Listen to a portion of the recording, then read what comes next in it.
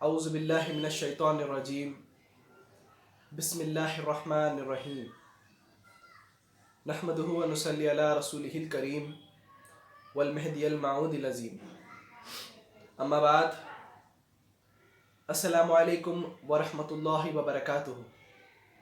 جیسا کہ آپ تمام جانتے ہیں کہ گزشتہ ویڈیو میں میں نے حضرت سید ابوبکر صدیق رضی اللہ تعالیٰ عنہ کی سیرت مبارکہ کا آغاز کیا تھا، اور یہ ویڈیو بھی آپ ہی کی سیرت مبارکہ کے ضمن میں ہے۔ میں پوری کوشش کروں گا کہ خلفائے راشدین رضی اللہ تعالیٰ عنہ کی سیرت مبارکہ کم سے کم وقت میں زیادہ سے زیادہ طور پر زیادہ سے زیادہ سیرت آپ کے سامنے پیش کر سکوں۔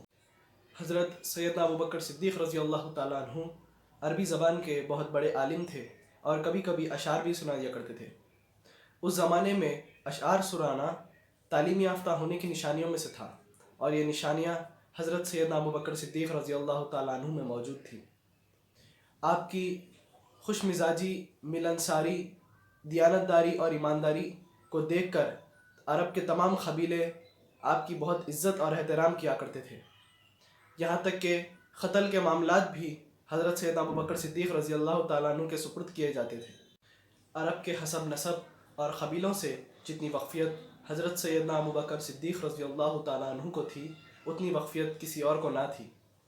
آپ دوسرے ممالک تجارت کی غرض سے جایا کرتے تھے تو وہاں کے لوگ بھی آپ کو دیانتدار اور ایماندار تصور کیا کرتے تھے، وہ بھی آپ کی اتنی ہی عزت کیا کرتے تھے جتنے عرب کے لوگ کرتے تھے۔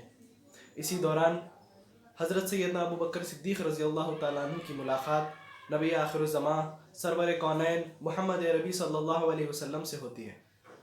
آپ دونوں ایک دوسرے کو بہت کم وقت میں بہت اچھی طریقے سے جان لیتے ہیں، اور ایک دوسرے کو بہت پسند کرنے لگتے ہیں، اور تجارت کی غرض سے نبی کریم صلی اللہ علیہ وسلم اور حضرت سیدنا ابوبکر صدیق رضی اللہ تعالیٰ عنہ نے بہت سے سفر بھی طے کیے ساتھ میں، اور وہ وقت بھی آیا جب نبی کریم صلی اللہ علیہ وسلم حضرت سیدنا ابوبکر صدیق رضی اللہ تعالیٰ عنہ کے گھر روز تشریف لایا کرتے تھے۔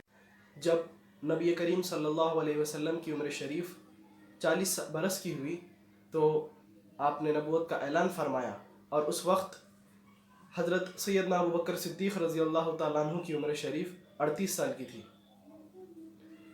4 لوگ جنہوں نے سب سے پہلے اسلام قبول کیا، ان میں بھی حضرت سیدنا ابوبکر صدیق رضی اللہ تعالیٰ عنہ کا نام شامل ہوتا ہے۔ 3 تو آپ صلی اللہ علیہ وسلم کے گھر ہی کے لوگ تھے۔ پہلے حضرت علی کرم اللہ وجہ رضی اللہ تعالیٰ عنہ، جو آپ صلی اللہ علیہ وسلم کے چچا زاد بھائی ہیں، اور اس وقت آپ صلی اللہ علیہ وسلم کے گھر ہی میں رہا کرتے تھے۔ دوسرے زید بن حارث رضی اللہ تعالیٰ عنہ، جو آپ صلی اللہ علیہ وسلم کے خادم ہیں اور آپ کے منہ بولے بیٹے بھی ہیں۔ تیسرے بی بی خدیجہ رضی اللہ تعالیٰ عنہ، جو نبی کریم صلی اللہ علیہ وسلم کی زوجہ ہیں۔ اور چوتھے حضرت سیدنا ابوبکر صدیق رضی اللہ تعالیٰ عنہ کا نام شامل ہوتا ہے۔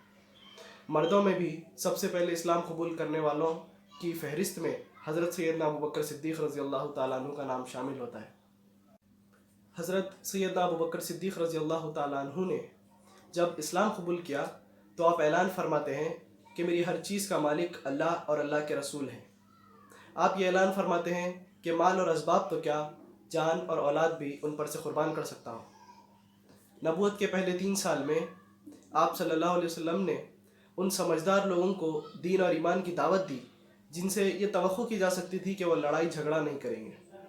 اس کام میں حضرت سیدنا ابوبکر صدیق رضی اللہ تعالیٰ عنہ نے آپ صلی اللہ علیہ وسلم کا پورا ساتھ دیا، اسلام کی تبلیغ کی، اور قریش کے بڑے بڑے لوگوں کو مسلمان کر لیا، جس میں سے عثمان غنی رضی اللہ تعالیٰ عنہ، طلحہ رضی اللہ تعالیٰ عنہ، سعد بن ابی وقاص رضی اللہ تعالیٰ عنہ، اور عبد الرحمن بن عوف رضی اللہ تعالیٰ عنہ جیسے اونچے رتبے کے لوگ شامل تھے۔ نبی کریم صلی اللہ علیہ وسلم کی تبلیغ سے 3 سال کے اندر 150 کے قریب نیک مردوں اور عورتوں نے اسلام قبول کر لیا۔ یہ کام چھپکے ہو رہا تھا، اور نمازیں بھی چھپکے ادا ہو رہی تھیں، تاکہ کافروں کو اس بات کا پتہ نہ چل سکے کہ وہ لوگ مشرف با اسلام ہو چکے ہیں۔ ایک بار چند کافروں نے مسلمانوں کو نماز ادا کرتے ہوئے دیکھ لیا، اور ان کو اپنے باپ دادا کا مذہب چھوڑنے پر بہت برا بھلا کہا۔ جب یہ بات نبی کریم صلی اللہ علیہ وسلم کو پتہ چلی تو آپ نے اپنے ایک صحابی ارقم بن علی ارقم کے مکان کو مسلمانوں کے جمع ہونے کا مقام بنا لیا۔ یہ مکان صفا پہاڑی کے قریب اور بہت محفوظ تھا، اور اس مکان پر کافر آسانی سے حملہ نہیں کر سکتے تھے۔ نبوت کے چوتھے سال سے آپ صلی اللہ علیہ وسلم نے اسلام کی تبلیغ کھلے عام شروع کی، جس کی وجہ سے کافر بھڑک اٹھے اور مسلمانوں پر ظلم و ستم کرنے لگے، طرح طرح کی اذیتیں دینے لگے۔ کافر مسلمانوں کے دشمن بن گئے تھے۔ تقریباً 9 سال تک مسلمانوں نے ظلم و ستم سہے۔ دائرہ اسلام میں حلقہ بگوش ہونے والے مسلمانوں کی تعداد دن بدن بڑھتی جا رہی تھی۔ حضرت سیدنا ابوبکر صدیق رضی اللہ تعالیٰ عنہ نے بھی اسلام کے لیے بے شمار ظلم و ستم سہے، مگر اپنے آپ کو ہمیشہ اسلام کی خدمت میں مصروف رکھا۔ حضرت سیدنا ابوبکر صدیق رضی اللہ تعالیٰ عنہ نبی کریم صلی اللہ علیہ وسلم پر جان چھڑکتے تھے۔ جب حضرت سیدنا ابوبکر صدیق رضی اللہ تعالیٰ عنہ نے اسلام قبول کیا تو اس وقت آپ کے پاس تقریباً 40,000 درہم تھے۔ اس میں سے 5-6 ہزار درہم چھوڑ کر باقی کی تمام رقم آپ نے اسلام کی ترقی میں اور کافروں کے چنگل سے بچنے کے لیے خرچ کر دی۔ حضرت سیدنا ابوبکر صدیق رضی اللہ تعالیٰ عنہ کی تبلیغ سے جن لوگوں کو اسلام قبول کرنے کا شرف حاصل ہوا، ان میں سے ایک طلحہ رضی اللہ تعالیٰ عنہ بھی ہیں۔ جب طلحہ رضی اللہ تعالیٰ عنہ کے اسلام قبول کرنے کی بات قریش کے ایک سردار کو پتہ چلی، جو اسلام کا بہت بدترین دشمن تھا، اس نے آپ دونوں کو رسی سے باندھ کر خوب مارا پیٹا، لیکن آپ دونوں اسلام پر قائم اور دائم رہے۔ ایک وقت کا واقعہ ہے کہ جب نبی کریم صلی اللہ علیہ وسلم خانہ کعبہ میں تھے تو کافروں نے آپ کو دیکھا اور جوش میں آ گئے اور فوراً آ کر آپ کو گھیرے میں لے لیا۔ اس بات کی خبر جب حضرت سیدنا ابوبکر صدیق رضی اللہ تعالیٰ عنہ کو ملی تو آپ فوراً خانہ کعبہ پہنچتے ہیں اور ان تمام کافروں سے مخاطب ہو کر کہتے ہیں کہ تم پر افسوس ہے، تم ایسے شخص کو اپنا نشانہ بنا رہے ہو جو کہتا ہے کہ میرا رب اللہ ہے، جو اللہ کی صاف دکھنے والی نشانیوں کو تمہارے پاس لے کر آیا ہے۔ یہ بات سن کر ان کافروں نے آپ صلی اللہ علیہ وسلم کو چھوڑ دیا، لیکن وہ تمام لوگ ایک ساتھ حضرت سیدنا ابوبکر صدیق رضی اللہ تعالیٰ عنہ پر حملہ کر دیے، آپ کو مارنے پیٹنے لگے۔ وہاں وہ لوگ آپ کو مارتے تھے اور آپ کے منہ سے ایک ہی بات نکلتی تھی کہ اے عزت و شان والے اللہ، تیری ذات بہت برکت والی ہے، سبحان اللہ۔ آخر میں لہو لوہان ہو گئے اور گر پڑے۔ جب اس بات کا پتہ حضرت سیدنا ابوبکر صدیق رضی اللہ تعالیٰ عنہ کے قبیلے والوں کو چلا تو وہ فوراً خانہ کعبہ پہنچے اور ان کو اٹھا کر گھر لے گئے۔ بی بی عائشہ رضی اللہ تعالیٰ عنہ کہتی تھی کہ جب ابا جان کو گھر لایا گیا تو سر پر جہاں ہاتھ لگایا وہاں سے بال جڑ جاتے تھے۔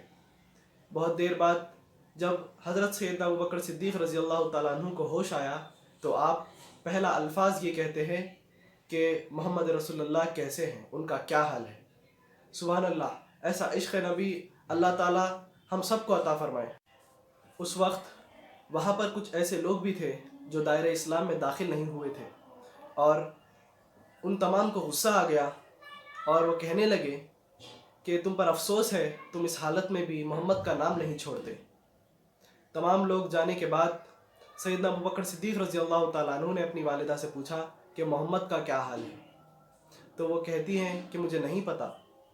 سیدنا ابوبکر صدیق رضی اللہ تعالیٰ عنہ فرماتے ہیں تو جا کر ام جمیل سے پوچھیں۔ ام جمیل کا نام فاطمہ تھا، عمر فاروق رضی اللہ تعالیٰ عنہ کی بہن تھیں، جو اس وقت تک اسلام قبول کر چکی تھی مگر کافروں سے اپنا اسلام چھپا رکھا تھا۔ سیدنا ابوبکر صدیق رضی اللہ تعالیٰ عنہ کی والدہ ام جمیل کے گھر جاتی ہیں اور ان سے رسول اللہ صلی اللہ علیہ وسلم کا حال پوچھتی ہیں، تو ام جمیل سیدنا ابوبکر صدیق رضی اللہ تعالیٰ عنہ کی والدہ کے ساتھ ان کے گھر آتے ہیں۔ جیسے ہی سیدنا ابوبکر صدیق رضی اللہ تعالیٰ عنہ کا حال ام جمیل دیکھتی ہیں تو وہ چلا اٹھتی ہیں اور کہتی ہیں کہ جن لوگوں نے بھی آپ کا یہ حال کیا ہے وہ ضرور کافر ہیں اور اللہ تعالیٰ اس کا بدلہ انہیں ضرور دے گا۔ سیدنا ابوبکر صدیق رضی اللہ تعالیٰ عنہ ام جمیل سے پھر وہی سوال کرتے ہیں کہ محمد کا کیا حال ہے۔ قربان جاؤں ایسے عشق نبی پر، اللہ تعالیٰ ہمیں بھی ایسا عشق نبی عطا کرے، آمین ثم آمین۔ تو ام جمیل کہتی ہیں کہ بے فکر ہو جائیں، रसूल अल्लाह सल्लल्लाहु अलैहि वसल्लम खैरियत से हैं और दारुल अरक़म में हैं। तो सैयदना अबू बकर सिद्दीक़ रज़ी अल्लाह ताला अन्हु ने ज़िद पकड़ ली। अब इश्क़ नबी उरूज पर था। सैयदना अबू बकर सिद्दीक़ रज़ी अल्लाह ताला अन्हु कहते हैं कि उस वक्त तक मैं खाना नहीं खाऊंगा, पानी नहीं पीऊंगा, जब तक मैं ख़ुद अपनी आँखों से रसूल अल्लाह सल्लल्लाहु अलैहि वसल्लम को खैरियत से ना देख लूँ। किसी तरह रात की तारीकी में उम्मे जमील सैयदना अबू बकर सिद्दीक़ रज़ी अल्लाह ताला अन्हु को नबी करीम सल्लल्लाहु अलैहि वसल्लम के पास ले जाती हैं। बात अभी ख़त्म नहीं होती, इंशाअल्लाह ताला मैं इस चीज़ को अगली वीडियो में कंटिन्यू करूँगा। आप तमाम से गुजारिश है कि हमारी इस सीरीज़ को फॉलो करें, खुलफ़ाए राशिदीन रज़ी अल्लाह ताला अन्हु की सीरत मुबारका से रूबरू हों, और हमारे यूट्यूब चैनल बज़्म जलील को सब्सक्राइब करिए ताकि इस सीरीज़ की आने वाली वीडियोस का जल्द से जल्द आपको पता चल जाए। शुक्रिया।